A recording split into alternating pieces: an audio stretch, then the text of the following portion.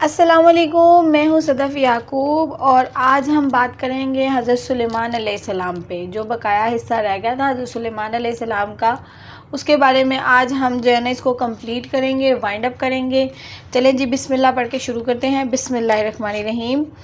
सबसे पहले जो है ना जैसे ही मलका बल्कीस का ज़िक्र शुरू हुआ था और मलका बल्कीस की आमद थी शीश महल में, जहाँ पे हज़रत सुलेमान अलैहिस्सलाम जो है क़याम पज़ीर थे, वहाँ पर मलका बल्कीस को बुलवाया गया और उनके आने से पहले ही उनका जो तख्त था वो हज़रत सुलेमान अलैहिस्सलाम ने हवा के ज़रिए अपने पास बुला लिया था, ताकि मलका बल्कीस को इस बात की ईमान की दावत दी जाए और इसको मिसाल बनाकर बताया जाए कि जो अल्लाह ताला है उसके अलावा कोई भी इबादत के लायक नहीं है, वो जो चाहे वो कर सकता है, इसके अलावा किसी को भी किसी चीज़ का इख्तियार नहीं है।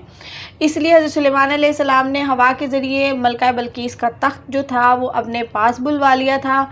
जैसे ही मलका बल्कीस की आमद हुई, उन्होंने उनको ईमान की दावत दी और इसको मिसाल बना के वजाहत की कि वही एक अल्लाह है जिसकी हमें इबादत करनी चाहिए, वो सबसे बड़ा है, ला शरीक है।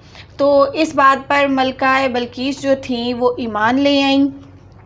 ईमान लेकर आई तो आपने उनको इस्लाम कबूल करने के बाद आपने उनसे निकाह किया और निकाह करने के बाद उनको अपने मुल्क में रवाना कर दिया, ताकि वो वहाँ पर रहकर ईमान के लिए ईमान की तबलीग कर सकती, दीन इस्लाम के लिए काम करती। इसलिए हज़रत सुलेमान अलैहिस्सलाम ने मलका बल्कीस को अपने मुल्क में दोबारा भेज दिया और वहाँ पर हज़रत सुलेमान अलैहिस्सलाम ने मलका बल्कीस के लिए 3 ऐसे महल तैयार किए जिनकी मिसाल आज भी नहीं मिलती। इतने खूबसूरत वो महल है थे। और मलका बल्कीस जो है वो यमन में दोबारा चली गई, यमन भेज दी गई और यमन में दोबारा चली गई और जाकर उन्होंने इस्लाम के लिए बहुत ज़्यादा काम किया। और हज़रत सुलेमान अलैहिस्सलाम महीने में एक बार उधर ज़रूर तशरीफ़ लेके जाते और 3 रोज़ के लिए वहाँ पर क़याम करते। इसके अलावा जो है ना हज़रत सुलेमान अलैहिस्सलाम का एक और वाक़या बहुत मशहूर है, वो है 900 घोड़ों को ज़िबा करना। 900 घोड़े जो थे वो उन्होंने क्यों ज़िबा किए थे, ये मैं वाक़या बताती हूँ आपको कि हज़रत सुलेमान अलैहिस्सलाम एक मरतबा 900 घोड़े ज़िबा कर दिया। हज़रत हसन बसरी जो है उनसे रवायत है कि अल्लाह ताला ने तस्खीर हवा का जो मौजज़ा था, यानी कि अल्लाह ताला ने उनको जो हवा में काबिज़ रहने का इख्तियार दिया हुआ था, वो इसलिए अता किया था, ये सलाहियत इसलिए दी थी कि उन्होंने ये 900 घोड़े ज़िबा कर दिए थे। एक दफ़ा का ज़िक्र है कि हज़रत सुलेमान अलैहिस्सलाम अपने घोड़ों का मुआयना करने गए और मुआयना करते करते इतने गाफिल हो गए कि नमाज कज़ा हो गई। इसमें कुरान हकीम में इसको इस तरह इरशाद किया गया है कि जब इसके रूबरू शाम के वक्त ऐसे असील घोड़े पेश किए गए जो तेज़ रफ्तार थे, तो सुलेमान ने कहा कि मैं अपने रब के ज़िक्र से इस माल की मोहब्बत में लग कर गाफिल हो गया हूँ, यहाँ तक कि सूरज पर्दे में छुप गया। इनको मेरे पास वापस लेकर आओ। यानी कि वो घोड़े जो थे इनकी गर्दनों और हज़रत सुलेमान अलैहिस्सलाम ने इनकी गर्दनों और पिंडलियों पर हाथ साफ़ करना शुरू कर दिया। ये सूरह स्वा में है और ये मैंने इस बुक से पढ़ी है कि ये रेफरेंस दे रही हूँ आपको। सूरह स्वा में इसका तर्जमा भी है, अगर आप इसको पढ़ना चाहें तो। कहते हैं कि ये जो घोड़े थे ये ज़मीनी और दरियाई घोड़ों के मेल से हासिल किए गए थे और इनकी रफ़्तार जो थी वो इतनी तेज़ थी कि ऐसा मालूम होता था कि जैसे घोड़ों पे सवार होकर इंसान हवा में तैर रहा है, इतनी तेज़ रफ्तार थी। ये वो घोड़े थे जिनको देखने में आप ऐसे मशगूल हो गए कि आपको वक्त का अंदाज़ा ना रहा और आप इन घोड़ों के मुताले में इतने गाफिल हो गए कि असर की जो नमाज थी वो आपकी कज़ा हो गई और जो सूरज है वो पर्दे में छुप गया। तो आपने इस गुस्से से कि मैं इस धुन में लग गया और इतना गाफिल हो गया कि मुझे अज़ान का भी ना रहा ख्याल ना रहा। तो इसी तरह हज़रत अल्लाह ताला चाहता था कि मेरी इबादत गाह पुख्ता हो, तो हज़रत मगर दाऊद अलैहिस्सलाम को दुश्मनों से जंग और क़िताल और जिदाल से इसकी तामीर का वक्त ना मिला, मोहलत ना मिली। अगरचे सुलेमान भी मौजूद था, इसलिए आखिरी वक्त में हज़रत दाऊद अलैहिस्सलाम ने ये वसीयत की थी हज़रत सुलेमान अलैहिस्सलाम को, और वो साज़ो सामान भी हवाले किया कि वो हैकल यानी कि मस्जिद का नक्शा भी दिया, जिसके मुताबिक हज़रत सुलेमान अलैहिस्सलाम ने हैकल बनवाया यानी कि मस्जिद बनवाई। हज़रत सुलेमान अलैहिस्सलाम अपनी तख्त नशीनी के 4 साल 2 माह बाद हैकल की तामीर शुरू की। हज़रत सुलेमान अलैहिस्सलाम ने इस काम के लिए 30,000 आदमी मुकर्रर किए, जो कोहे लिबनान से लकड़ियों को चीरते और यहाँ पर तराश के भेजते थे। और इसके अलावा वो लोग भी थे जो कि हज़रत दाऊद अलैहिस्सलाम ने मुकर्रर किए हुए थे। वो 70,000 लोग थे जो बार बर्दारी, और 80,000 अफराद जो थे वो संगे तराशी का काम करते थे। 3,000 इनके मुहाफ़िज़ थे यानी कि इनकी हिफाजत के लिए तैनात थे। हज़रत सुलेमान अलैहिस्सलाम का हुक्म था कि संगे तराश हैकल की बुनियाद के लिए बड़े बड़े पत्थर तराशें और वहीं पर दुरुस्त कर शहर में लाएं। हज़रत सुलेमान अलैहिस्सलाम ने बड़े बड़े पत्थर हैकल की बुनियाद के लिए दुरुस्त कराए और ज़मीन में बड़ी गहरी बुनियाद रखवाई, ताकि ये मुद्दतों तक कायम रहे, और वो आज तक कायम है। और उसकी इतनी खूबसूरती है कि उसकी मिसाल कहीं पर भी नहीं मिलती। उसकी लंबाई, चौड़ाई और बुलंदी 60 हाथ थी। ऊपर एक मकान बाला खाने के तौर पर बनाया गया था, वो भी 60 हाथ ही था, और इस तरह इसकी बुलंदी 120 हाथ हो गई थी। इसका रुख मशरिक़ की जानिब था, और इस हैकल के सामने 20 हाथ चौड़ा और 12 हाथ लंबा यानी कि और 120 हाथ ऊंचा बरामदा भी था। हैकल के चारों तरफ छोटे छोटे कमरे बनाए जो 3 मंजिल थे। तमाम हैकल के चारों तरफ छोटे छोटे कमरे बनाने के लिए शतीरों का काम और तख्त भी बनाए गए। शतीरों से काम लिया गया और सोने की चादरों से छत की दीवारों को मंढाया गया, ताकि जिससे हैकल रोशन हो गई। जब ये हैकल तामीर की गई और उसके बाद जो है ना, उसमें जब इसकी तामीरात ख़त्म हो गई और बड़ी धूमधाम से हज़रत सुलेमान अलैहिस्सलाम ने इसका इफ्तिताह किया, और इसमें संदूक़ शहादत यानी ताबूत सकीना रखा गया। जब लोग सब चीज़ें बिल तरतीब अंदर रख कर बाहर आए, तो एक स्याह बादल का टुकड़ा हैकल के अंदर गया, जिससे वहाँ अंधेरा हो गया। अब लोगों को भी इसकी मकबूलियत का यकीन हुआ। तब हज़रत सुलेमान अलैहिस्सलाम ने अल्लाह के हुज़ूर एक सजदा किया और उनसे दुआ की कि ए अल्लाह, इस मकान में जिस वक्त तेरे बंदे इबादत करने आएँ और दुआ मांगें, तो इन सब की बंदगी कबूल करना और इनकी दुआएं और इनकी हाजात बर लाना। अल्लाह ताला के इतने प्यारे नबी थे कि मैंने अभी तक इस बुक में जितना भी मुआयना किया हज़रत सुलेमान अलैहिस्सलाम के बारे में, अल्लाह ताला ने कोई भी ऐसी दुआ हज़रत सुलेमान अलैहिस्सलाम की कोई भी दुआ रद्द नहीं की। और उनकी सारी दुआएं जितनी भी थीं, यानी कि बहुत सारी दुआएं जो उन्होंने मांगी, वो अल्लाह ताला ने बड़ी खुशनुदगी के साथ उनकी कबूल की। मैंने पहले भी इस बात को बताया था कि हज़रत सुलेमान अलैहिस्सलाम अल्लाह ताला के बहुत प्यारे नबी थे। एक दफ़ा हज़रत सुलेमान अलैहिस्सलाम का ये वाक़या है कि हज़रत सुलेमान अलैहिस्सलाम के पास एक ऐसी अंगूठी थी जिसमें इसमें आज़म कंधा हुआ था, और जिसकी तासीर ये थी कि इंसान, हैवान, चुनिंद परिंद आपकी तरफ खींचे चले आते थे। एक वक्त ऐसा आया कि इनकी सल्तनत बहुत ज़्यादा बढ़ गई थी। एक रोज़ हस्बे मामूल हज़रत सुलेमान अलैहिस्सलाम जो है क़ज़ाए हाजत के लिए बाहर गए, और वो अंगूठी उतार के अपनी लोंडी के हवाले कर गए। वहाँ पर जब बाहर निकले तो वहाँ पर किसी तरह एक दियो जिसका नाम हमूद लेस था, किसी तरह वहाँ आ गया और लोंडी से उसने वो अंगूठी हासिल कर ली और तख्त सुलेमानी में जा बैठा।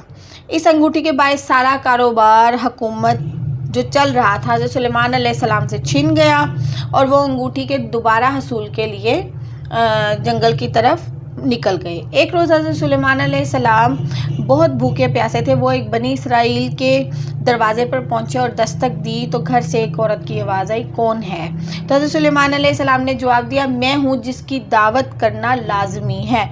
उस खातून ने कहा कि मेरा शौहर अभी घर में नहीं मौजूद है, वो गैर हाजिर है, तो आप बाहर जो है मेरा बाग है वहाँ पर आप जाकर इंतज़ार करें। जब मेरा शौहर आएगा तो मैं आपको खाना खिला दूँगी या आपकी मुराद पूरी कर दूँगी। हज़रत सुलेमान अलैहिस्सलाम इस औरत के बाग में चले गए और वहाँ जाकर पानी पीकर एक जगह सो गए। बाग में से कहीं एक नाग निकला और आपके करीब पहरा देना शुरू कर दिया। जब इस औरत का शौहर बाग में आया तो उसने ये माजरा देखकर वो बहुत परेशान हुआ। इसने अपनी बीवी से पूछा कि ये शख्स कौन है और ये यहाँ क्यों सो रहा है? बीवी ने जवाब दिया, ये मुसाफिर है और आपका इंतज़ार कर रहा है। हज़रत सुलेमान अलैहिस्सलाम जब सोकर उठे तो वो नाग जो था वो फिर वापस अपने बिल में चला गया। खातून का शौहर आपको देखकर बहुत मुतासिर हुआ और अब आपको अपनी बेटी का रिश्ता देने की पेशकश की और आपने यानी कि हज़रत सुलेमान अलैहिस्सलाम ने वो पेशकश कबूल भी कर ली। 3 रोज़ वहाँ क़याम करने के बाद किसी और जानिब रवाना हो गए। हज़रत सुलेमान अलैहिस्सलाम के इस तख्त पर जो काबिज़ था वो दियो था। लोगों को इस पे शक गुज़रा कि भाई ये हज़रत सुलेमान अलैहिस्सलाम नहीं है। उन्होंने कहा कि तुम हमें तौरात पढ़ के सुनाओ। वो तौरात पढ़ ना सका क्योंकि वो शैतान था और इस तरह सब लोगों ने मिलकर तौरात पढ़नी शुरू कर दी। और जब तौरात पढ़ी तो वो जो दियो था वो वहाँ से भाग निकला और भागते भागते उसने अंगूठी जो है वो एक दरिया में डाल दी। इधर हज़रत सुलेमान अलैहिस्सलाम जा रहे थे तो वहाँ पर दरिया के किनारे बहुत सारे लोग जो थे वो मछलियाँ निकाल रहे थे। आपने भी उनकी मदद की और मछलियाँ निकालनी शुरू की। जैसे ही उस आदमी ने जो दियो था उसने जैसे ही अंगूठी दरिया में फेंकी तो वो मछली निगल गई और ऐसा हुआ कि अल्लाह के हुक्म से वही मछली हज़रत सुलेमान अलैहिस्सलाम ने पकड़ी और हज़रत सुलेमान अलैहिस्सलाम ने उन लोगों से वो मछली ख़रीद ली और घर लाकर अपनी बेगम को दी और बेगम ने उस मछली का पेट चाक किया और उसमें से अंगूठी निकली और हज़रत सुलेमान अलैहिस्सलाम ने अपनी अंगूठी पहचान ली। इस तरह हज़रत सुलेमान अलैहिस्सलाम को अपनी अंगूठी वापस मिल गई और हज़रत सुलेमान अलैहिस्सलाम ने वो तख्त भी उनको वापस मिल गया। जैसे ही उन्होंने वो अंगूठी पहनी और वो तख्त भी उनको वापस छिना हुआ वापस मिल गया और आपने इसे अल्लाह ताला की एक आजमाइश समझा जिसमें वो पूरा उतरे थे। ओके जी, जहाँ हज़रत सुलेमान अलैहिस्सलाम की जितनी भी स्टोरी थी मुझे काफ़ी जादुई लगी और इस तरह हज़रत सुलेमान अलैहिस्सलाम की वफ़ात भी काफ़ी अजीब थी। हज़रत सुलेमान अलैहिस्सलाम जिनको ऐसी बेमिसाल हुकूमत सल्तनत दी गई थी, उन्होंने सिर्फ सारी दुनिया पर ही बल्कि जिन्नात, हैवान, चरिंद परिंद, हवा पर भी हुकूमत की थी। ये अल्लाह ताला का फ़ज़ल और अल्लाह ताला की अनायत थी कि अल्लाह ताला ने हज़रत सुलेमान अलैहिस्सलाम को बेतहाशा बख्शा था और बेतहाशा नवाजिशें थी क्योंकि वो बहुत ही प्यारे और बहुत ही चहेते नबी थे। मगर इन सब सामानों के बावजूद मौत तो हर इंसान को, हर चरिंद परिंद को, हर चीज़ को आनी बरहक है। मौत का वक्त मुकर्रर था हज़रत सुलेमान अलैहिस्सलाम का भी, जैसे कि सब के साथ हज़रत सुलेमान अलैहिस्सलाम का भी मौत का वक्त आ गया और बैतुल मुक़द्दस की तामीर जो कि हज़रत सुलेमान अलैहिस्सलाम ने जिन्नों को सौंपी हुई थी वो अभी बकाया थी। तो हज़रत सुलेमान अलैहिस्सलाम को जब ये पता चला कि भाई मेरा तो वक्त मुकर्रर जो है वो पूरा हो गया है, तो हज़रत सुलेमान अलैहिस्सलाम ने अल्लाह से दुआ की कि भाई मुझे यहाँ पर ही जमा रहने दें। अगर मैं यानी कि मेरा यहाँ से विसाल हो गया और मैं ये ऐसे ही तामीरात छोड़ के चला गया तो ये जो जिन है मेरे बाद इस तामीर को मुकम्मल ना करेंगे। हज़रत सुलेमान अलैहिस्सलाम ने अल्लाह ताला के हुक्म से ये किया कि जब मौत का वक्त करीब आया तो मौत की तैयारी करके अपने महराब में दाखिल हो गए जो शफाफ शीशे से बनी हुई थी और बाहर से अंदर की हर चीज़ नज़र आ रही थी। रवायत है कि हज़रत सुलेमान अलैहिस्सलाम ने अल्लाह ताला से अर्ज़ की थी कि या अल्लाह इस वक्त बैतुल मुक़द्दस की तामीर मुकम्मल नहीं हुई, मेरे इंतकाल को जिन्नात से पोशीदा रखा जाए ताकि बैतुल मुक़द्दस की तामीर मुकम्मल हो सके। आपकी दुआ कबूल हुई, जैसा कि मैंने पहले भी कहा था।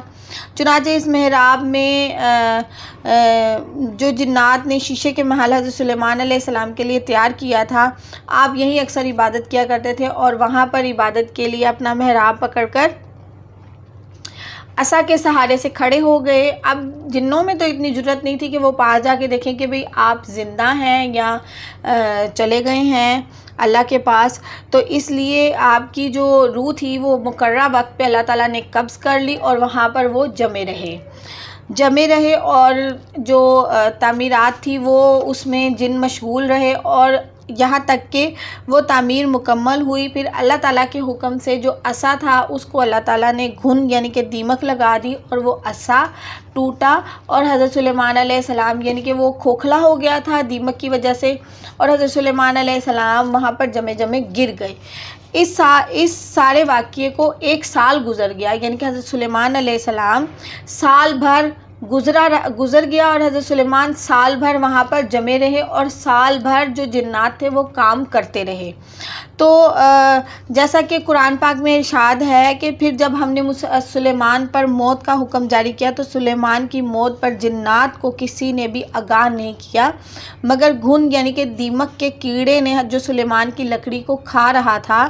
फिर जब सुलेमान गिर पड़े तो तब जिन्नात को इस अमर की हकीकत का मालूम हुआ कि अगर वो गैब की बातें जानते होते तो इस ज़िल्लत अमेज़ी और मुसीबत और तकलीफ़ में मुब्तला ना रहते। जिन्नात हज़रत सुलेमान अलैहिस्सलाम को ज़िंदा तस्वुर करके काम करते रहे।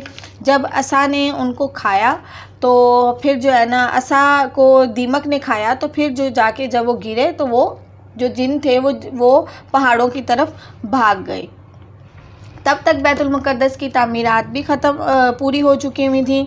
जिन्नात और शयातीन ने हज़रत सुलेमान अलैहिस्सलाम की कौम बनी इसराइल को मुकम्मल यकीन दिलाया कि हज़रत सुलेमान अलैहिस्सलाम महज़ एक जादूगर थे और इनकी हुकूमत महज़ एक जादू थी। ये थी जी हज़रत सुलेमान अलैहिस्सलाम का पूरा वाक़या। मैंने कोशिश की है कि थोड़ी सी लंबी हो गई थी, लेकिन मैंने कोशिश की है कि बहुत सारे वाक़यात थे जो मैं आपको तफसील से बताऊं। पीछे अगर वॉइस आ रही है तो प्लीज़ सॉरी। वैसे जो है ना बहुत ही प्यारी स्टोरी थी और मुझे ख़ुद बहुत मज़ा आया पढ़ने में और आपके साथ शेयर करने में। अगर मेरी वीडियो अच्छी लगे तो प्लीज़ लाइक का बटन दबा दीजिएगा, मेरे चैनल को सब्सक्राइब करना मत भूलिएगा और प्लीज़ अपने दोस्तों के साथ भी शेयर कीजिएगा, थम्स अप प्लीज़ कर दीजिएगा। और सेकंड ये, अगर मेरी इस पूरे वाक़ये में कोई भी बात आपको बुरी लगी हो तो प्लीज़ मुझे माफ़ कर देना। आम इंसान की हैसियत से इंसान से गलती हो जाती है। और अपना ढेर सारा ख्याल रखिएगा, मुझे दुआओं में ज़रूर याद रखिएगा। ओके जी, अल्लाह हाफिज़।